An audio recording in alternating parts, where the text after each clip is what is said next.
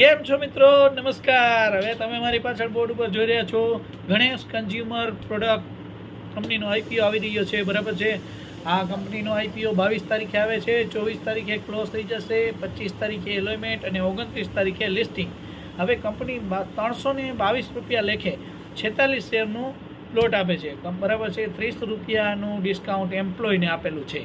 બરાબર છે. હવે આપણે કંપનીની વાત કરીએ તો કંપની છે એ 2000માં ઇન્કોર્પોરેટ થઈ હતી. બરાબર છે. અને કંપની છે એ વેસ્ટ બેંગાલ કલકત્તામાં આવેલી છે. કંપની છે એફએમસીજીની બધી પ્રોડક્ટ બનાવે છે. આટા ચક્કી,